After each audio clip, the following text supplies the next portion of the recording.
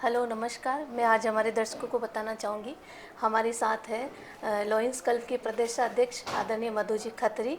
और मैं हितकारिणी फाउंडेशन की तरफ से आज के कार्यक्रम में आपका बहुत बहुत स्वागत करती हूँ, आभार व्यक्त करती हूँ। और मैडम, आज हम कुछ विषयों पर आपसे जानना चाहेंगे। आज के कार्यक्रम में आपने फाउंडेशन के उद्देश्य को समझा, उसकी परिकल्पना को समझा। अब आप उसके प्रति क्या विचारधारा रखते हैं, मैं आपसे जानना चाहूँगी। आपको काफ़ी समय हो गया महिला सशक्तिकरण के लिए कार्य करते हुए, तो मैं जानना चाहूँगी कि कार्य करते हुए किस प्रकार की समस्याओं का हमें सामना करना पड़ता है और उसकी निवारण के लिए हमें क्या क्या प्रयास करने चाहिए। नमस्कार आप सभी को। मैं नारी शक्ति वुमेन एम्पावर की प्रदेशाध्यक्ष हूँ और रीजन चेयरपर्सन हूँ मैं लायंस क्लब की। 28 सालों से मैं लायंस क्लब में काम कर रही हूँ। आपने बात की, सबसे पहले मैं बताऊंगी कि हम जो कार्य करते हैं उसमें हमें क्या क्या परेशानियाँ होती हैं। मैं इसके बारे में आपको बताना, सबसे पहले तो ये है कि हमारे पास आर्थिक पूरा संबल होना चाहिए।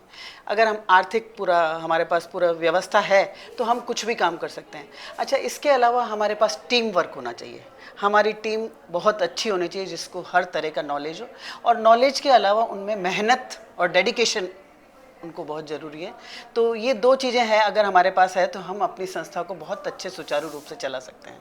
जी मैम, आपने बहुत अच्छी बात बताई। इसके साथ साथ मैं वहीं से प्रश्न करना चाहूँगी कि जब हम काम करते हैं, कोई भी योजना का संचालन करते हैं, तो एक स्थानीय प्रशासन का क्या योगदान रहता है, या सहयोग मिल पाता है, या फिर हमें किस प्रकार के प्रयास या एफर्ट्स लगाने पड़ते हैं। प्रशासन की बात करें तो अगर हम प्रशासन से जाकर अगर मिलते हैं तो सहयोग होता है, ऐसी बात नहीं है। लेकिन कई बार हमें ऐसा फेस करने को मिला है कि हमें प्रशासन ने बिल्कुल हाँ कर देते हैं उस समय, और बाद में उस चीज़ को पूरा नहीं कर पाते हैं। बाकी वैसे प्रशासन सहयोग करता है। प्रशासन के सहयोग बिना हम कुछ आगे कर भी नहीं सकते। मीडिया का सहयोग भी हमें ज़रूरी है। मीडिया का सहयोग हमें फेलोशिप के लिए बहुत ज़रूरी है कि हमें लोग जानेंगे तभी हम किसी की सेवा कर सकेंगे। आज पता पड़ेगा कि नारी शक्ति वुमेन एम्पावर महिलाओं के लिए कार्य कर रही, तभी हमारे पास कोई हेल्प के लिए आएगा। जी मैम, बहुत अच्छी बात कही है आपने। और मैं एक बात और जानना चाहूँगी कि आज आप हमारे कार्यक्रम में आए, आपने कार्यक्रम की रूपरेखा को समझा, क्या क्या प्रकल्प फाउंडेशन संचालित करता है उसके बारे में जाना, आगामी समय में और क्या क्या कार्यक्रम हमारे द्वारा संचालित किए जाएंगे, तो आप क्या सुझाव देना चाहेगी हम अपने फाउंडेशन में और क्या नए आयाम स्थापित करें कि ताकि ज़्यादा से ज़्यादा वंचित वर्ग लाभान्वित हो सके। सबसे पहले तो मुझे आपका वो बहुत अच्छा लगा, पैलेस ऑन एजुकेशन जो आपने बताया था। जो क्या है आपका व्हील ऑन एजुकेशन, वो आपने जो बताया वो मुझे बहुत अच्छा लगा कि आप घर घर जाकर और बच्चियों को आप पढ़ाने का जो काम कर रहे हैं। एजुकेशन अगर बच्चियों में होगी, उस तबके में, गरीब तबके में, झुग्गी झोंपड़ियों में, तो वो बच्चियां अपने विचार खुद रख सकेंगे। ये आप बहुत अच्छा कार्य कर रहे हैं, और आगे भी इसके अलावा आप बच्चियों के लिए हिफाजत का कार्य भी करें। सुरक्षा के लिए हम अपनी सुरक्षा कैसे कर सकते हैं, ये बच्चियों के लिए उसी तबके में जाके अगर आप कैंप लगा सकते हैं तो बहुत अच्छी बात है। जी मैम, धन्यवाद।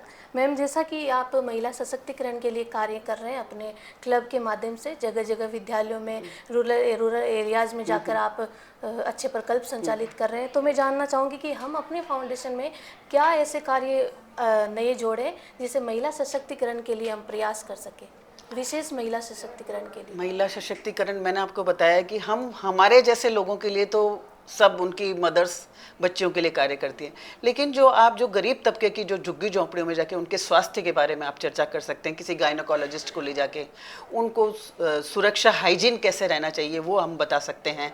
इसके अलावा हम एजुकेशन का उनको प्रेरित करें कि हमें पढ़ाई करनी बहुत ज़रूरी है, क्योंकि जो काम करती हैं बाइयाँ, उनकी बेटियाँ उनके साथ ही घर में छोटी छोटी 10 साल की उम्र में भी उनके साथ चली जाती हैं, और उनको मैंने कई बार देखा है कि उनको बिल्कुल भी हाइजीन का नॉलेज ही नहीं है।